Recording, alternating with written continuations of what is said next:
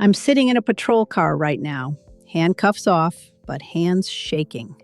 Not because I'm arrested, because the black cop who pulled me over just told me he's my brother. My brother. The one I didn't know existed.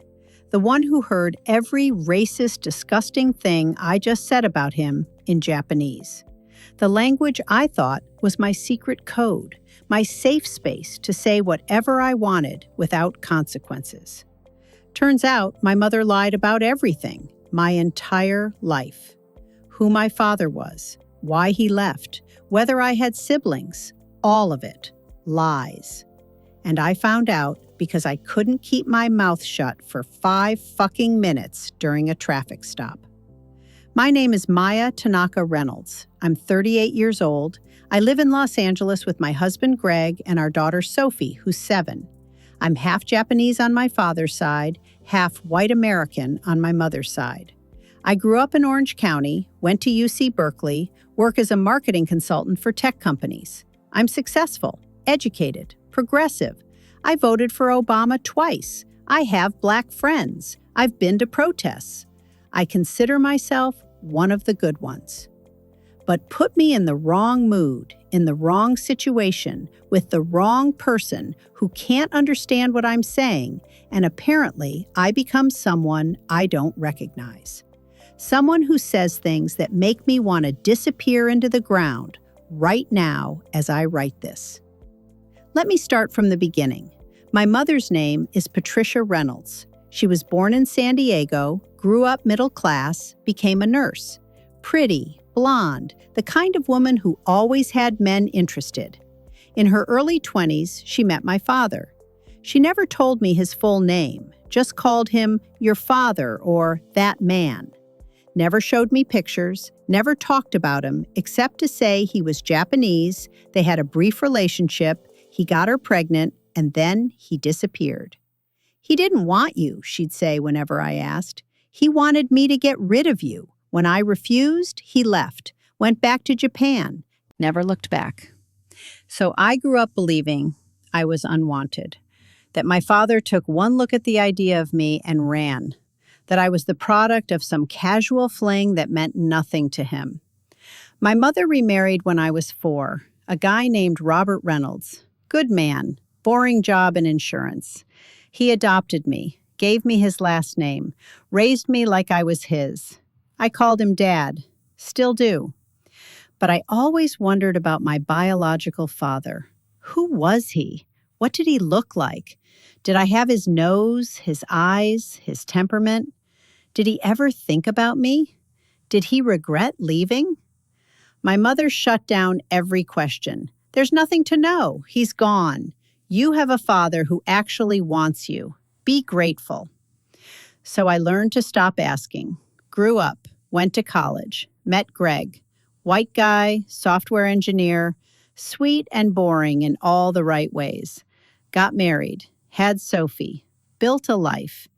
And I told myself I didn't care about my biological father anymore. Didn't need to know, didn't matter. But it did matter. It always mattered. There was this hole in me, this missing piece. Half of my DNA came from someone I knew nothing about. Half of my heritage was a blank space my mother refused to fill in. I learned Japanese in college, told myself it was for career purposes. Tech companies love bilingual employees. But really, I think I was trying to connect with the father I'd never met, to understand that side of myself. My mother hated it. Every time I spoke Japanese around her, she'd flinch. "Why are you learning that?" she'd ask. "It's useful." "It's a waste of time. You're American. Focus on that." But I kept studying, got fluent.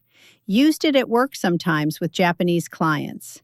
Used it with Sophie, teaching her words here and there. Used it in my head when I wanted privacy, when I wanted to think thoughts Greg couldn't hear.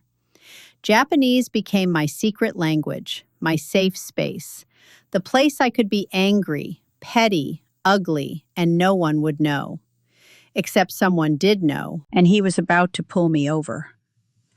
The trip was my mother's idea. Well, not really an idea. more like a command. Her sister, my Aunt Carol, was turning 70. Big party in Fresno, family reunion type thing. Carol specifically requested that I come. Your cousin Beth will be there with her kids, my mother had said over the phone. Carol hasn't seen Sophie in 2 years. You need to come. Mom, I have work. Greg has work. Sophie has school. It's one weekend. You can make it work. Can't we just send a card? Maya, that tone. The one that meant argument was pointless. Carol is getting old. This might be her last birthday party. You will come, and you will bring Sophie. I already told her you're coming. So that was that. I booked a hotel, took Friday off work, pulled Sophie out of school, told Greg he had to hold down the fort because someone needed to stay with the cat. He was annoyed. I was annoyed. Sophie was annoyed because she'd miss her best friend's birthday party. Nobody wanted to go. The morning we left, everything went wrong. Sophie woke up with a stomachache. Not sick enough to cancel, but sick enough to be miserable and complain the entire time I was trying to get her ready. Greg and I had a fight about something stupid. I can't even remember what. Money, time, the fact that I always had to be the one to deal with my family's bullshit while he got to stay home. Whatever it was, we weren't speaking when I left. Then I grabbed the wrong bag. My work laptop bag instead of my personal bag, realized it halfway to the freeway, too late to turn back. So no phone charger, no comfortable shoes, no book to read in the hotel. Great start. Sophie complained for the first hour. Her stomach hurt, she was hungry, she was thirsty, she was bored. When were we getting there? 2 more hours, I said through clenched teeth. That's forever. Then take a nap. I'm not tired. I turned up the radio. She turned it down. I told her to play on her iPad. She said the battery was dying because I forgot to charge it last night. Sophie, I swear to God, you said we'd stop for breakfast. We'll stop when I'm ready to stop. But I'm hungry now. I was gripping the steering wheel so hard my knuckles were white. This was supposed to be a 4-hour drive. We were 1 hour in and I already wanted to drive off a cliff. My phone rang. Greg. What? I snapped. Just checking if you made it safely. We're fine. You sound stressed. I am stressed. Your daughter won't stop complaining. I forgot half the things we need, and I'm driving to a party I don't want to attend to see relatives I barely remember. Want me to talk to Sophie? She's your daughter right now. Maya, I have to go. I'm driving. I hung up. Sophie looked at me. Why are you so mad? I'm not mad. You sound mad. Well, I'm not. I'm just tired. You're always tired. That's what happens when you have a kid. She went quiet, looked out the window, and I felt like an asshole. Because she was 7. She didn't ask to come on this trip either. She just wanted breakfast and for her mom to not be a bitch. I'm sorry, I said. We'll stop soon, get you some food. Okay. I love you. Love you too, Mommy. But I didn't feel better. I felt worse. Tired. Stretched thin. Like I was failing at everything. Work, marriage, motherhood. Like I was holding together by a thread and one more thing going wrong would snap it. And then I saw the cop car in my rearview mirror. Lights on. For me. Fuck, I muttered. Mommy, you said a bad word. I know. Sorry. Stay quiet for a minute, okay? I pulled over. Highway 5, somewhere between LA and Fresno. Middle of nowhere. Just me, Sophie, and a cop who was about to make my bad day worse. He walked up to my window. Tall, black, probably late 30s, sunglasses, the whole cop look, confident, authoritative, and I immediately felt defensive. Not because he'd done anything wrong. He hadn't even spoken yet, but because I was tired, stressed, angry at my husband and my mother and myself, and now this cop was going to lecture me about something, and I didn't want to hear it. I rolled down the window. The heat hit me immediately. It was already 85 degrees outside, and my air conditioning could barely keep up. "Good morning, ma'am. License and registration, please?" His voice was calm, professional, deep. No accent, no attitude, just doing his job. The kind of voice you hear in every traffic stop video, every cop show, every interaction designed to assert authority without aggression.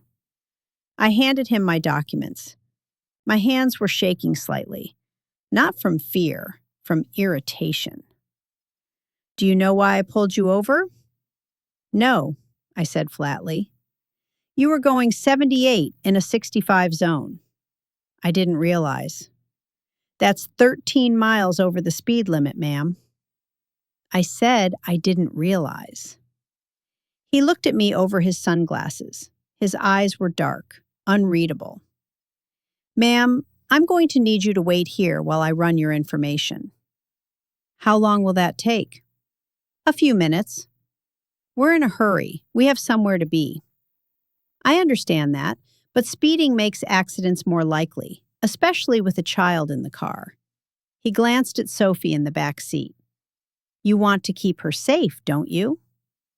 The implication stung, like I was a bad mother, like I was endangering my daughter on purpose. "Of course I want to keep her safe," I said tightly. "Then you'll wait while I process this." I glanced back at Sophie. She was staring at the cop with wide, frightened eyes. She'd never seen me get pulled over before. Never seen her mother talked to like this by someone in authority. "Fine," I said through clenched teeth. He walked back to his patrol car, slow, measured steps, like he had all the time in the world. And I sat there, gripping the steering wheel, feeling my blood pressure rise with every second that ticked by. And I sat there, seething. This was bullshit. 13 over? Barely speeding. Everyone goes 78 on this highway. He probably pulled me over because I have California plates and he's bored. Or because he has a quota to fill. Or because... I stopped myself. Don't be racist, Maya. Don't be that person. But the thought was already there, lurking. The thought I didn't want to acknowledge, but couldn't ignore. Did he pull me over because I'm Asian? Because he thinks Asian women are easy targets? Because he's got some chip on his shoulder about... "Stop," I said out loud. "Stop what?" Sophie asked. "Nothing, just talking to myself." I watched him in the rearview mirror. He was sitting in his car, typing on a computer, taking his sweet time. My phone buzzed. Text from Greg. "Hope you're okay. Love you." I didn't respond. Another buzz. My mother. "Carol wants to know what time you'll arrive. She's making lunch." I didn't respond to that either. The cop was still in his car. 5 minutes. 6. 7. "Why is he taking so long?" Sophie asked. "I don't know." "Is he going to give you a ticket?" "Probably." "Are you going to get in trouble?" "No, sweetheart, it's just a ticket. It's fine." But it wasn't fine. I could feel something rising in me, some ugly, irrational anger that I couldn't quite control. He was taking too long, deliberately taking too long, because he had power and I didn't, because he could make me sit here and wait and there was nothing I could do about it. Finally, he got out of his car, walked back to my window, slowly, deliberately, every step calculated to remind me who had power here. Why was he walking so slowly? Was this some kind of intimidation tactic? Some cop thing where they make you wait, make you sweat, make you feel small? He arrived at my window, pulled out a ticket book. "Ma'am, I'm going to issue you a citation for speeding. The fine is $165. You can pay online within 30 days or contest it in court if you believe the stop was unjustified." "Great," I muttered. He started writing, and this is where everything went wrong, because he was slow. So slow. Like he was writing the fucking Magna Carta. Every letter carefully formed, checking his notes, looking at my license, writing more, checking again. 5 seconds, 10, 20. And that's when I started muttering. Not in English, in Japanese.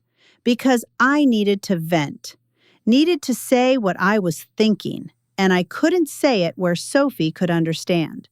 Couldn't say it where this cop could understand. So I said it in Japanese. "Take your time," I muttered in Japanese, keeping my voice low. "It's not like we have anywhere to be. It's not like you're wasting my time on purpose." He didn't react, just kept writing. Good. He couldn't understand. Of course he couldn't. He was American, black, born here probably, didn't speak anything but English. So I kept going. "You know what?" I said, still in Japanese, voice getting louder. "This is bullshit. 13 over? Everyone goes 13 over on this highway. You know it, I know it. But you pulled me over because you're bored, because you have a quota, because it's easy."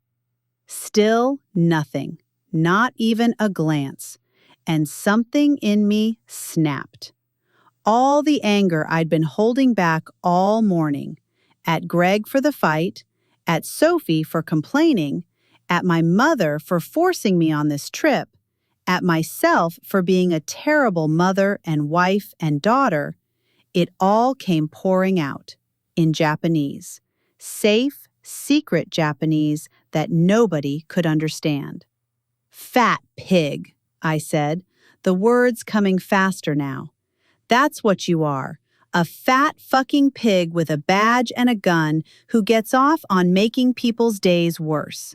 What are you compensating for, huh? Couldn't make it as a real cop in a real city, so you're stuck out here writing speeding tickets on Highway 5. He handed me the ticket. His expression hadn't changed. Still calm, still professional. I took it.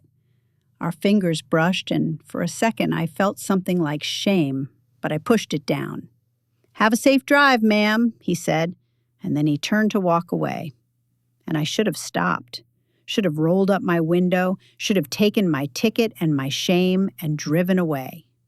But I didn't, because the anger was still there. Because I'd been quiet my whole life. Quiet at work when men talked over me. Quiet at home when Greg dismissed my concerns. Quiet with my mother when she made demands I didn't want to fulfill. And here was this cop who couldn't understand me, who'd never know what I said, who I could unload on without consequences. So I kept going. "You know what the worst part is?" I said, voice rising, Sophie starting to look at me with concern in the rearview mirror. "People like you think you're so important, think your little badge makes you special, but you're nothing. You're a parasite who feeds on people, just trying to live their lives." He kept walking, didn't turn around. "And you know what we call people like you?" I continued, the words ugly in my mouth, words I'd heard other people say but never thought I'd use. "We call you eggplant. You know why? Because you're dark and bitter and nobody actually wants you around. You're just there, taking up space, making everything worse." The word nasu, eggplant, hung in the air. A slur I'd heard my grandmother use once, years ago, when I was visiting family in Japan. a term for Black people that made my skin crawl even as I said it. But I said it anyway, because I was angry, because I thought no one would know, because in that moment, I wasn't the progressive, educated, tolerant person I told myself I was. I was just someone having a bad day, taking it out on someone who couldn't fight back. Go eat your donuts, I continued, the cruelty flowing now, unstoppable. Go harass someone else. I hope you choke on your power trip, you pathetic piece of... His phone rang. The sound cut through my rant like a knife. He stopped walking, pulled it out of his pocket, looked at the screen, and answered it. In Japanese. Perfect, fluent, natural Japanese with a slight Kansai accent that reminded me of the TV shows I'd watched learning the language. Hi, Mom, he said in Japanese, his voice warm and familiar in a way it hadn't been with me. I'm working right now, but I'll call you back soon.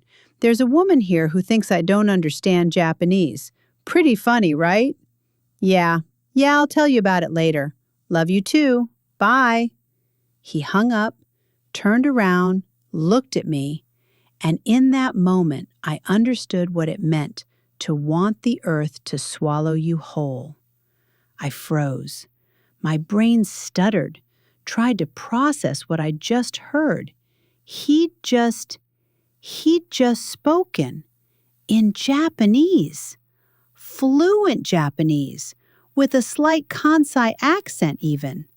He understood everything, every single word, every insult, every slur, every disgusting thing I'd said while he was writing my ticket. He turned back to face me, pulled off his sunglasses, and I saw his eyes for the first time. They were dark, sharp, and looking at me with something between pity and contempt. Ma'am, he said in English, I'm going to need you to step out of the vehicle. Step out, please. My hands were shaking. My face was burning. I looked back at Sophie. Stay here, sweetie. Mommy will be right back. But stay here. I got out, followed him to the back of my car, away from Sophie's hearing. He crossed his arms, looked at me. So, he said quietly, eggplant. That's a new one. I'm so sorry, fat asshole with a gun. I didn't mean pathetic piece of shit who should choke on his power trip. I wanted to die. Right there. Just sink into the asphalt and disappear. I am so sorry. I don't know what came over me. I was stressed and I thought, you thought I couldn't understand, so you said things you'd never say if you thought I could. Yes. No, I mean, I'm not racist. I don't actually think, let me guess. You have Black friends, you voted for Obama, you're one of the good ones. I stared at him. I've heard it before, he said, from people just like you. People who think they're progressive until they're stressed or tired or caught off guard. Then the real opinions come out. That's not fair, isn't it? I was just venting. Everyone vents. Everyone doesn't call cops eggplants. It's a Japanese term. I know what it means, he said coldly. My mother used it when I was growing up. She's Japanese. I'm half Japanese. I grew up speaking the language. I know exactly what you called me. Oh, God. Oh, God, he was half Japanese. Like me. I'm sorry, I whispered. I am so sorry. I was having a terrible day and I took it out on you, and that's not okay, and what's your mother's name? The question caught me off guard. What? Your mother. What's her name? Why? Just answer the question. Patricia Reynolds. Why? He went very still. Patricia Reynolds, née Morrison? Yes. How do you... From San Diego originally? Yes, what is this? Born in 1965? I think so. I don't. He pulled out his wallet, opened it, pulled out a driver's license, and handed it to me. Read the name. I looked down. Kenji Tanaka. Tanaka. My father's last name. My last name. Before I was adopted. Are you? I couldn't finish the sentence. What's your full birth name? He asked. Maya Tanaka, before my mother remarried, before she had my stepfather adopt me. And your birth certificate lists your father as unknown. My mother said he didn't want to be listed, that he wanted nothing to do with me. Kenji, the cop, my brother. Oh, God. He laughed. But it wasn't a happy laugh. It was bitter, angry. She told you that? Yes. Did she tell you he tried to contact you? For years? That he sent letters, gifts, child support checks? What? No, she said he abandoned you. I know. She told you that. She told everyone that. I don't understand. Our father, Kenji said slowly, Hiroshi Tanaka. He had two families, one in Japan, my mother, me, and my younger sister, and one in the U.S., your mother and you. I felt dizzy. He was married to my mother first, Kenji continued. They lived in Osaka. He worked for a tech company, got transferred to San Diego for 2 years. That's where he met your mother. He was married? Yes, and he made the mistake of telling her after she got pregnant. She didn't take it well. I don't... He went back to Japan when his contract ended, divorced my mother, tried to come back to the U.S. to be with you and your mother, but Patricia refused. She told him to stay away, told him if he tried to contact you, she'd report him for harassment, said she'd move and change her name and he'd never find you. That can't be true. It is true. I have the letters. I have proof. Why would she do that? Because he chose you, Kenji said quietly. He chose you and your mother over me and my mother and my sister. And your mother still rejected him, punished him by keeping you away. I couldn't breathe. He wanted to meet you, Kenji said. He tried for years, hired lawyers, private investigators, but your mother was good at hiding, changed addresses, changed your last name when she remarried, made it impossible. But if you wanted to find me so badly, why didn't he? He did. He found you about 5 years ago, found your Facebook profile, saw pictures of you, your husband, your daughter. He wanted to reach out, but he was sick by then, cancer. He asked me to find you instead, to make contact, to explain everything. You've known about me for 5 years? Yes. And you never said anything? I tried 3 times. I drove to your house in LA, sat outside, tried to work up the courage to knock on your door. But what was I supposed to say? Hi, I'm your brother, surprise? Yes, you should have said that. How was I supposed to know you'd believe me? Your mother spent your whole life convincing you your father was a deadbeat. Why would you trust some stranger claiming to be your brother? So you just gave up? No, I became a cop, moved to this jurisdiction. Thought maybe one day you'd drive through. Thought maybe fate would. He trailed off, laughed bitterly again. I didn't think it would happen like this. Like what? With you calling me every slur you could think of while I wrote you a ticket. I closed my eyes. This couldn't be happening. This was a nightmare, a hallucination, something my stressed brain had invented because I was tired and overwhelmed and... Our father died a year ago, Kenji said. He never got to meet you, never got to explain. He died thinking you hated him because of what your mother told you. I didn't hate him. I thought he didn't want me. He wanted you more than anything. He had pictures of you all over his apartment, printed out from Facebook, you graduating college, your wedding, Sophie being born. He watched your life from a distance and never got to be part of it. Why are you telling me this now? Because you need to know the truth. Your mother lied to you, kept you from your father, kept you from us, and she needs to answer for that. Us? Me and Yuki, our sister, your sister. I have a sister? You have a whole family you've never met, a grandmother in Osaka, cousins, aunts, uncles, people who want to know you. I sat down on the ground, right there on the side of Highway 5. Sat down because my legs wouldn't hold me anymore. Kenji stood there, looking down at me. Why? I asked. Why would she do this?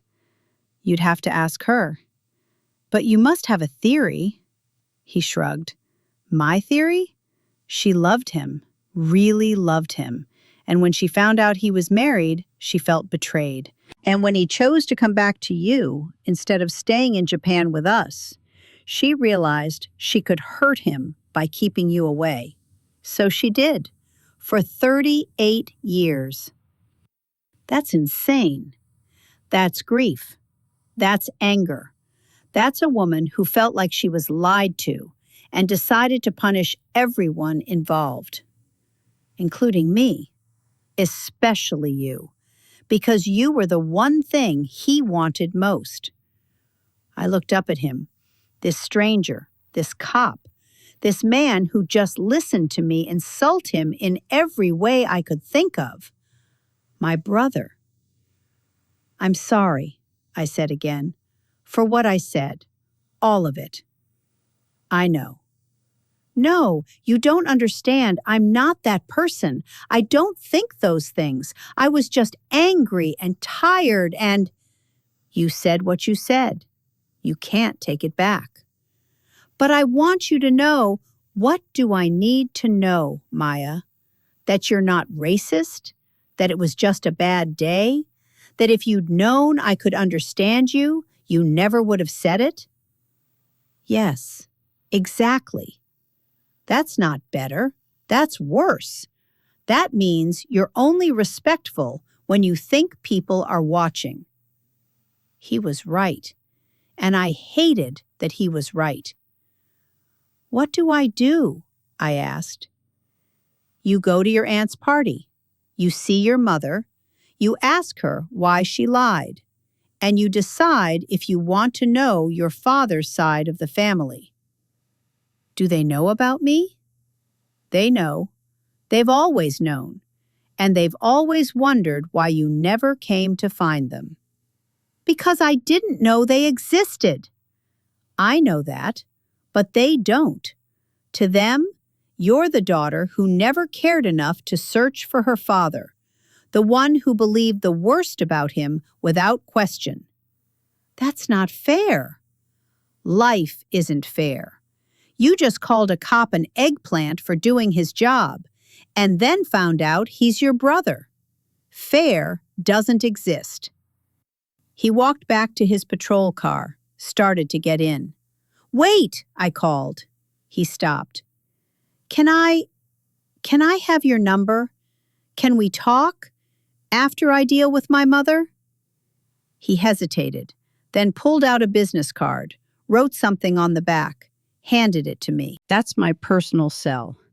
When you're ready to talk, really talk, not just apologize because you feel guilty, call me. I will. And Maya? Yeah? Your daughter's watching. She just heard you get pulled over, heard you speak Japanese to a cop, heard him respond, heard you find out he's your brother. She's 7 years old, and her world just changed. Go take care of her. He got in his car, drove away, left me standing on the side of Highway 5, holding a speeding ticket and a business card, trying to figure out how my life had just exploded in the span of 20 minutes. I got back in the car. Sophie was crying. "Mommy, who was that man?" That was, I took a breath. That was my brother, your uncle. You have a brother? I do. I didn't know until today. Why didn't you know? Because Grandma didn't tell me. Why? I don't know yet, but I'm going to find out. I started the car, got back on the highway, drove in silence. Sophie didn't ask any more questions, just stared out the window. And I drove, white-knuckled, toward Fresno, toward my mother, toward answers, toward a confrontation I've been avoiding my whole life without even knowing it. The party was at Aunt Carol's house, ranch style, one story, built in the 70s and never updated. Big backyard with a pool, folding tables covered in plastic tablecloths, paper plates stacked high, coolers full of drinks. Lots of people. Cousins I barely remembered. Second cousins I'd never met. Friends of Carol's from church, from her book club, from 40 years of living in the same small town. Everyone smiling, hugging, celebrating 70 years of life. I walked in with Sophie, holding her hand tight. My face felt stiff, like I was wearing a mask. People greeted me. "Maya, it's been so long. Sophie's gotten so big. How was the drive?" I smiled, said the right things. Traffic was fine. Sophie's excited to see everyone. We're so happy to be here. Lies. All lies. I found my mother near the food table. She was wearing a yellow sundress, the kind she always wore to summer parties. Hair perfectly styled, makeup perfect. Holding a glass of white wine, laughing with Carol about something. She looked happy, carefree, like she hadn't been lying to me for 38 years. She saw me. Her face lit up. "Maya, you made it. We were getting worried. Traffic?" Something like that. She came over, hugged me. I stood there, rigid, not hugging back. She pulled away, looked at me more carefully. "Everything okay?" "We need to talk." "Now? We just got here. Carol's about to cut the cake." "Now, Mom. We need to talk now." Something in my tone made her stop smiling, made her put down her wine glass. "Carol," she called, "can you watch Sophie for a minute?" "Of course. Come here, sweetie. Let's get you some cookies." Sophie looked at me, uncertain. I nodded. "Go ahead. I'll be right back." We walked into the house, through the kitchen, down the hallway, into Carol's guest bedroom. I closed the door behind us. "What's going on?" my mother asked, voice careful now, wary. "Who's Hiroshi Tanaka?" I watched her face, watched the color drain from it, watched her eyes go wide, then narrow, then finally look away. "What?" she said, but her voice was weak. "Hiroshi Tanaka, my father, the man you told me abandoned us, the man who supposedly wanted nothing to do with me, the man who you lied about for 38 years. Maya, I don't know what you've... I met his son today." My voice was shaking now, anger and grief mixing together. "My brother, he's a cop. He pulled me over for speeding on Highway 5 and told me everything.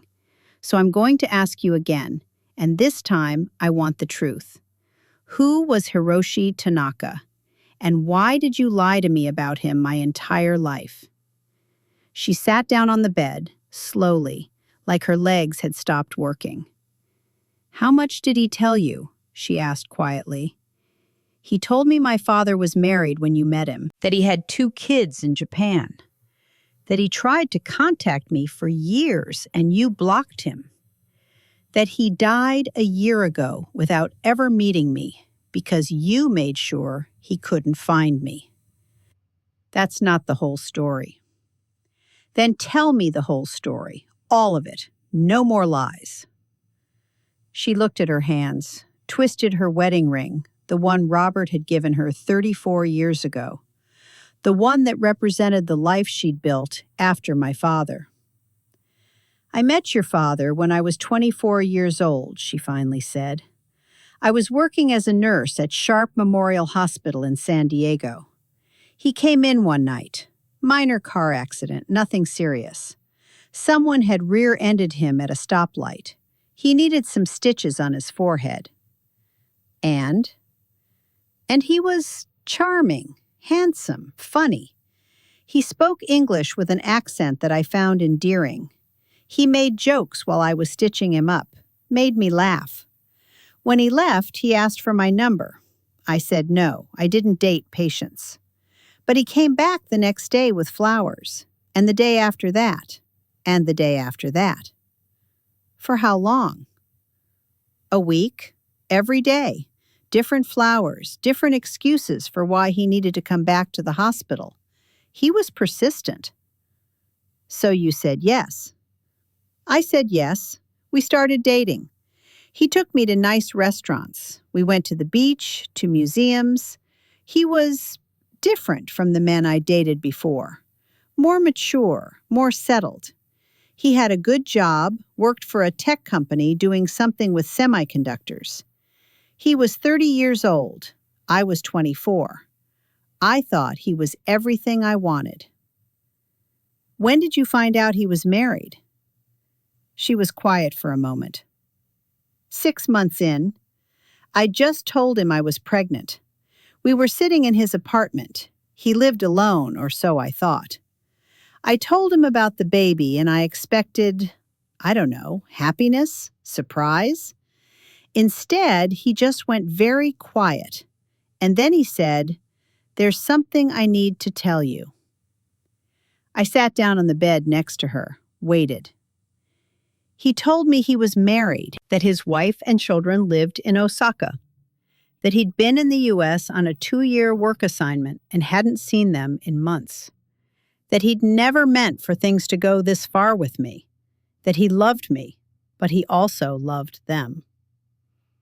What did you do? I left, walked out of his apartment, drove home, cried for 2 days straight, and then I started planning. I was pregnant, alone, broke. I had decisions to make. Did you consider an abortion? Yes, for about 5 minutes. But I couldn't do it. I wanted you, even if your father was a liar. So what happened next? He showed up at my apartment a week later, told me he was getting a divorce, that he'd already talked to his wife, told her about me, about the baby, that he wanted to come back to the U.S. permanently and be with us.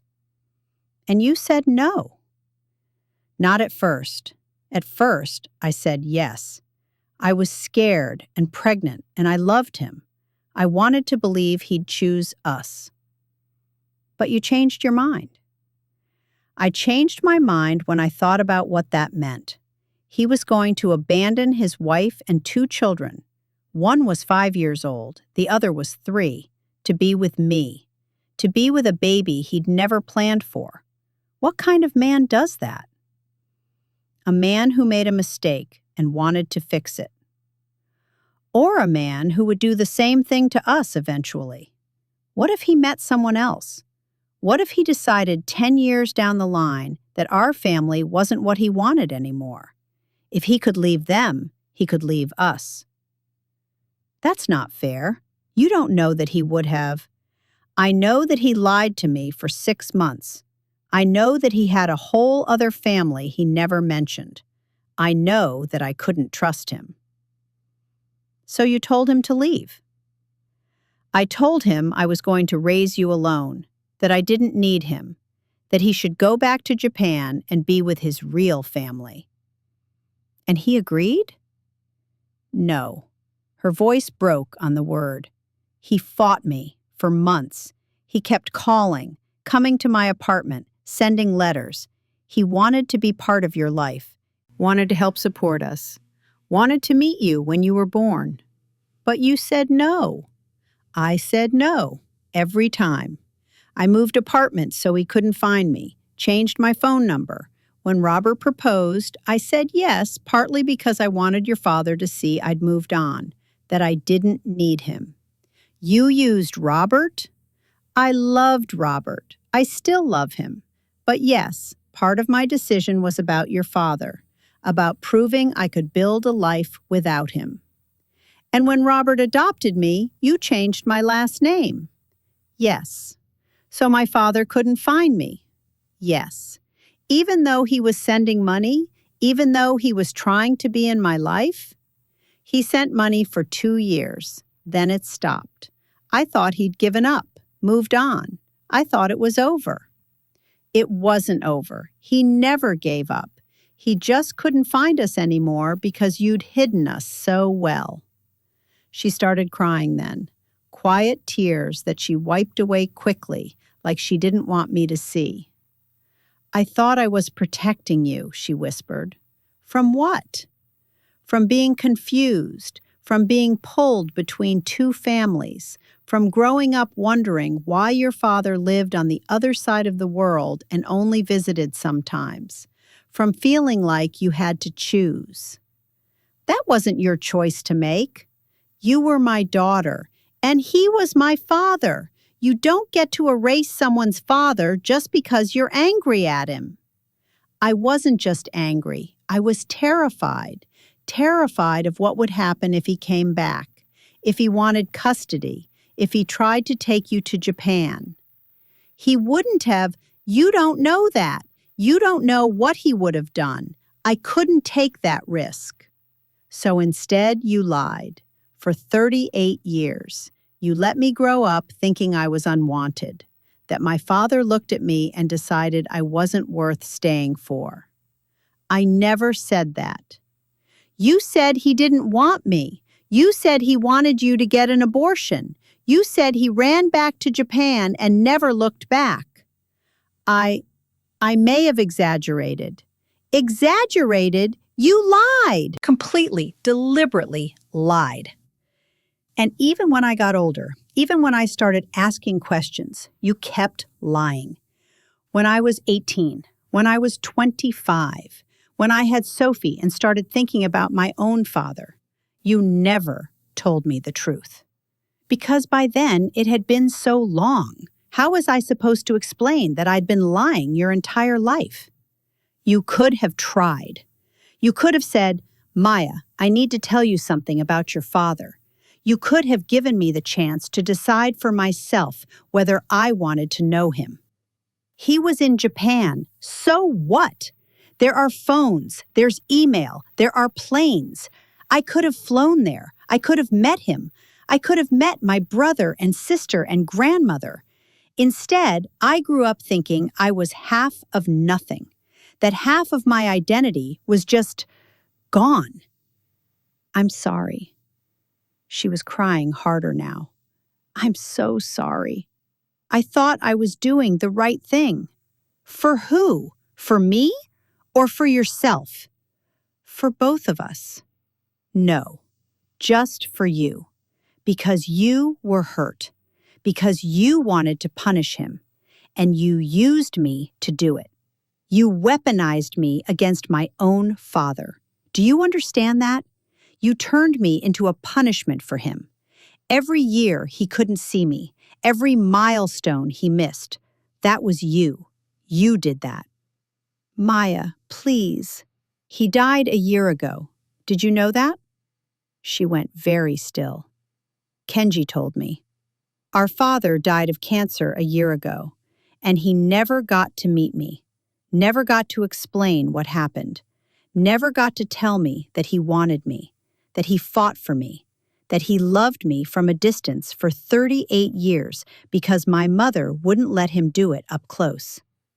I didn't know he died. Would it have mattered if you did? Would you have told me then? She didn't answer. I have siblings, I said, a brother, a sister, a whole family, and they've been waiting to meet me. They thought I didn't care, that I'd chosen not to find them, that I'd believed the worst about my father without question. That's not true, isn't it? That's exactly what I did, because you told me to, because you convinced me my father was a man who didn't want me, and I believed you because you're my mother and I trusted you. I'm sorry. I'm so sorry. Sorry doesn't fix this. Sorry doesn't give me back 38 years. Sorry doesn't bring my father back from the dead so I can meet him and thank him for trying. I stood up, looked at her sitting on Carol's guest bed crying into her hands, and I felt nothing. No pity, no sympathy, just a cold, empty space where my love for her used to be. I'm leaving, I said. I'm taking Sophie home, and I need you to stay away from me for a while. Please don't do this. I mean it, Mom. Don't call me. Don't text me. Don't show up at my house. I need time to process this, to figure out what our relationship looks like now that I know the truth. How long? I don't know. Maybe weeks, maybe months, maybe forever. I haven't decided yet. Maya, I have a brother now, a sister, a grandmother. I have a family you kept from me. I'm going to get to know them, and I don't want you anywhere near that process. They'll poison you against me. You did that yourself. I walked to the door, opened it. She called after me. I love you. I've always loved you. Everything I did was because I loved you. I stopped, didn't turn around. Love doesn't look like this, Mom. Love doesn't lie for 38 years. Love doesn't steal someone's father. This isn't love. This is control, and I'm done being controlled. I left, found Sophie eating cookies with Carol, made excuses about her not feeling well. Carol looked concerned. Is everything okay with you and Patricia? Not really, but it will be. Do you need anything? Just time. I took Sophie's hand, walked to the car, drove away from the party, from my mother, from the lies that had defined my entire life. Sophie was quiet for a long time, then, Mommy, why were you and Grandma fighting? Because Grandma lied to me about something very important. What did she lie about? About my father, your grandfather, the one you never met. The Japanese one? Yes, the Japanese one. What did she lie about? She told me he didn't want me, that he left us. But that wasn't true. He wanted to know me. He tried very hard to find me, and Grandma wouldn't let him. That's mean. Yes, it was. Are you mad at her? Yes. Are we going to see her again? I don't know yet, sweetheart. Maybe, but not for a while. Oh. We drove in silence. Sophie fell asleep, and I cried, quietly, so I wouldn't wake her.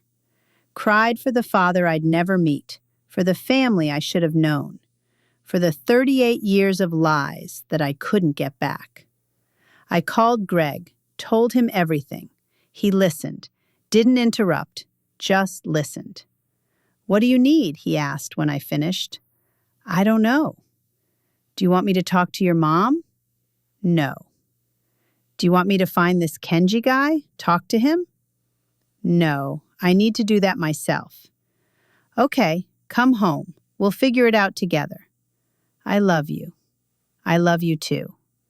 I got home at midnight, put Sophie to bed, sat at the kitchen table with Greg, pulled out Kenji's business card, stared at it for an hour. Finally, at 1 a.m, I texted him. This is Maya. I talked to my mother. You were right about everything. I'm sorry for what I said, for what she did, for all of it. If you're willing to talk, I'd like to try again. I'd like to know my father's family. I'd like to know you. I hit send, waited. 3 minutes later, my phone buzzed. Meet me for coffee tomorrow. I'll bring pictures of Dad and answers to any questions you have. Bring your daughter if you want. She should know her family too. I cried again, but this time they were different tears. Not anger, not shame, just grief. For the father I never knew, for the time we'd lost, for the family I should have had. Greg held me, and I let him. That night, I dreamed about a man I'd never met, a man who looked like me, who had my eyes, my nose, my stubborn streak, a man who'd wanted me, who'd fought for me, who'd loved me from a distance for 38 years. And in the morning, I woke up ready to meet the family he'd left behind, the family that had been waiting for me all along. Epilogue. That was 6 months ago. 6 months since the traffic stop. 6 months since my world turned upside down on Highway 5. 6 months since I learned that everything I thought I knew about my father was a lie. I've met Kenji 7 times now. Each time I learned something new about our father, about who he was, about the man I never got to meet. The first meeting was 3 days after the traffic stop. I texted him that night, the night I confronted my mother, the night I drove home crying, and he replied within minutes. Meet me for coffee tomorrow. I'll bring pictures of Dad and answers to any questions you have. Bring your daughter if you want. She should know her family too. I brought Sophie. We met at a Starbucks in Glendale, neutral territory between my life in LA and his work in the Valley. I saw him walk in, out of uniform this time, jeans, a Stanford sweatshirt. He looked different without the cop gear, younger, less intimidating, more like family. He saw us, waved, came over. "Hi," he said, sliding into the chair across from us. "I'm Kenji." "I'm Maya. This is Sophie." "Hi, Sophie. I'm your uncle." Sophie stared at him. "You're black." "Sophie," I hissed. But Kenji laughed. "I am. My mom is Japanese. My dad, our dad, was Japanese too. But I came out looking like my mom's father. He was African American, military, stationed in Japan. That's how my parents met." "Oh," Sophie said, "that's cool." "It is cool. You know what else is cool? You're part Japanese too, through your grandpa." "I know. Mommy taught me some Japanese words." "Yeah?" Kenji smiled. "Like what?" "Konnichiwa. Arigato. Neko. That means cat." "Very good. Your grandpa would have liked that." Sophie beamed, and I felt my throat tighten. Kenji pulled out his phone, started scrolling through photos. "This is him," he said, showing me the screen. "This was taken about 3 years ago, before he got sick." I looked at the photo. An older Japanese man, maybe 65, 66, thin, graying hair, wearing a cardigan and glasses, standing in front of a bookshelf. He had my nose, my eyes, the same slightly crooked smile I saw in the mirror every day. "He looks like me," I whispered. "He does. Yuki looks more like our mom, but you and me, we got Dad's face. Can I see more?" He scrolled, showed me photo after photo. My father at a restaurant, my father with a cat, my father standing in front of Mount Fuji, my father smiling at the camera, holding up a peace sign. In every photo, he looked happy, content, like a normal person living a normal life, not like the villain my mother had described, not like a man who'd abandoned his daughter without a second thought. "He talked about you," Kenji said quietly, "all the time. I wonder what Maya's doing today. I wonder if she graduated college. I wonder if she got married. He followed you on Facebook from a fake account, saved every photo you posted. Why didn't he reach out? He tried, multiple times. But your mother had threatened legal action if he contacted you. Said she'd claim harassment, get a restraining order. He didn't want to cause problems for you. He should have tried anyway. Maybe, but he was scared. Scared you'd hate him. Scared you'd believe what your mother told you. Scared he'd make everything worse. He wouldn't have made it worse. He didn't know that. I looked at Sophie. She was drawing on a napkin with crayons the barista had given her, oblivious to the weight of this conversation. "Tell me about him," I said. "Everything. I want to know everything." And Kenji did. For 2 hours, he told me about our father. Hiroshi Tanaka, born in Kyoto in 1955, grew up during Japan's post-war economic boom. Studied engineering at Tokyo University, got a job with a semiconductor company, met Kenji's mother, Akiko, in 1978. They married in 1980, had Kenji in 1981, had Yuki in 1984. In 1986, Hiroshi was sent to San Diego on a 2-year work assignment. The plan was for Akiko and the kids to join him after 6 months, but the company kept extending his contract. 6 months became a year. A year became 18 months. That's when he met my mother, Patricia, the nurse who patched him up after a minor car accident, who made him laugh, who reminded him of being young and carefree instead of a tired father missing his family. He made a mistake, a big one. He started a relationship with her without telling her about his wife and kids. By the time my mother got pregnant, he was in too deep. He'd been lying for months. He knew he had to choose. He chose us. Told Akiko he wanted a divorce. Started the paperwork. Planned to move back to the U.S. permanently once his visa situation was sorted out. But my mother said no. She'd found out he was married. She felt betrayed. She told him to go back to Japan, to forget about us. So he went back, finalized the divorce. Akiko moved on, remarried within a year. Kenji and Yuki were raised by Akiko and her new husband, a good man by all accounts. But Hiroshi never moved on, never remarried, never stopped trying to reach the daughter he'd never met. He kept everything, Kenji said. Letters he wrote to you but never sent, birthday cards he bought but couldn't mail, gifts he planned to give you someday. Do you have them? I do. Yuki and I split his belongings after he died. I took the things related to you.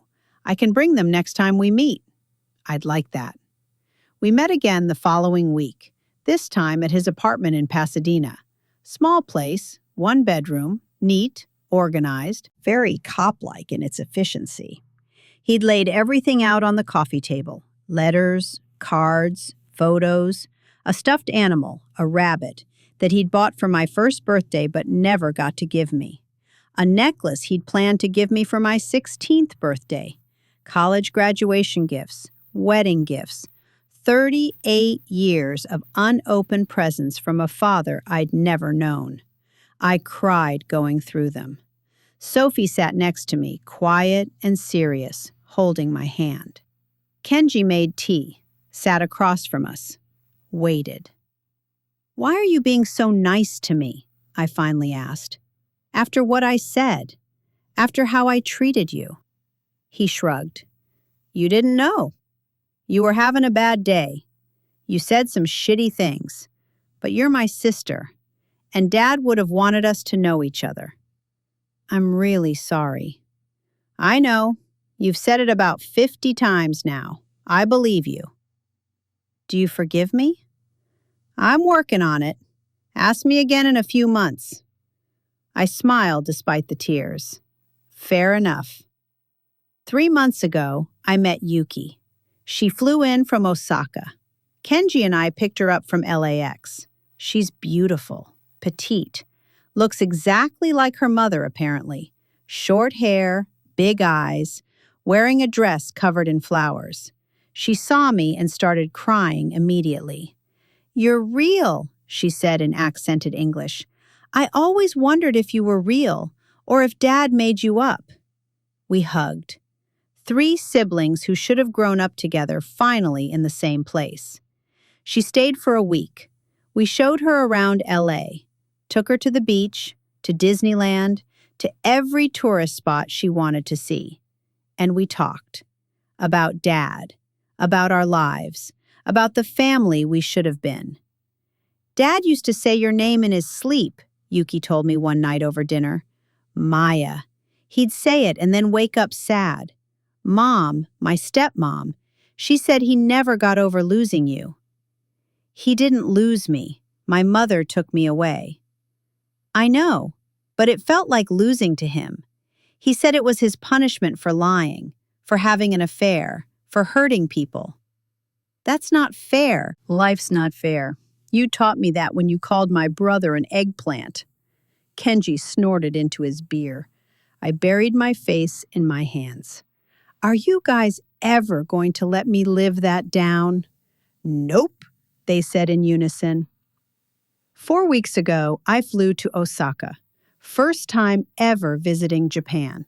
First time meeting the Japanese side of my family. Kenji and Yuki came with me, showed me around, introduced me to everyone. My grandmother, my father's mother, is 87 years old, tiny, wrinkled, sharp as a tack.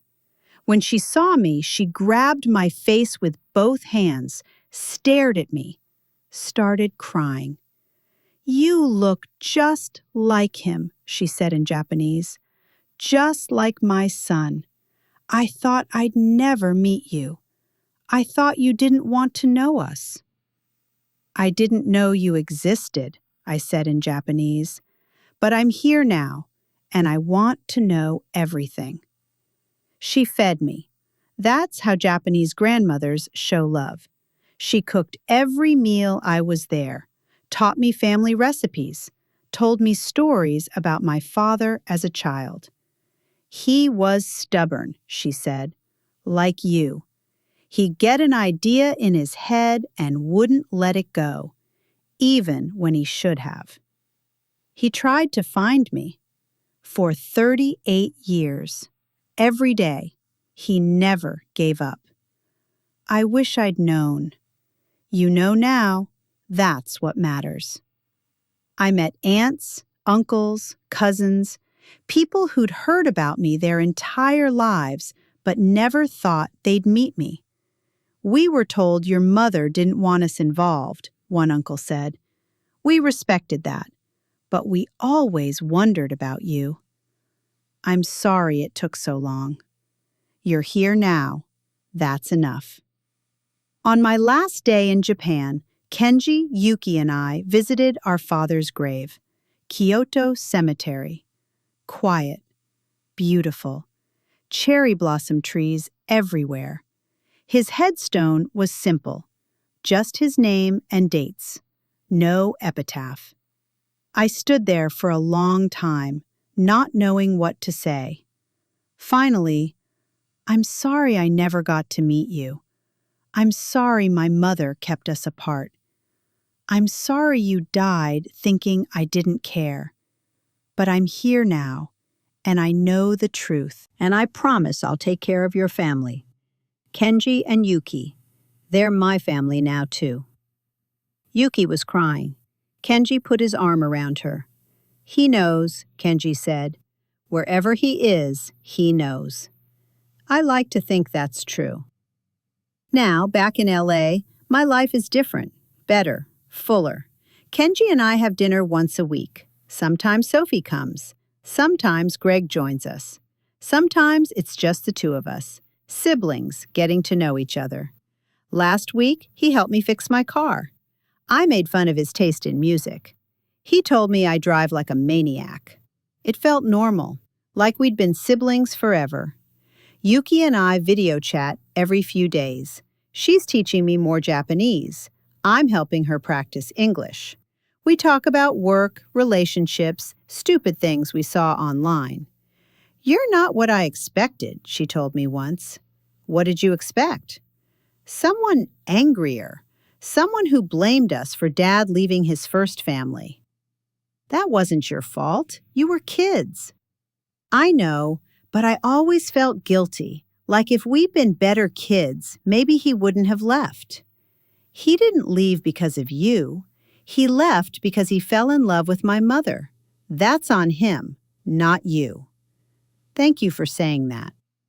Sophie adores her new family, calls Kenji Uncle K, and practices Japanese with Yuki on video calls. She wants to visit Japan again this summer. "Can we see Grandma Tanaka?" she asks. "And can we visit Grandpa's grave?" "Yes, sweetheart, we can do both." "Do you think Grandpa's watching us?" "I don't know. Maybe." "I think he is. I think he's happy we're all together now." "I think so too."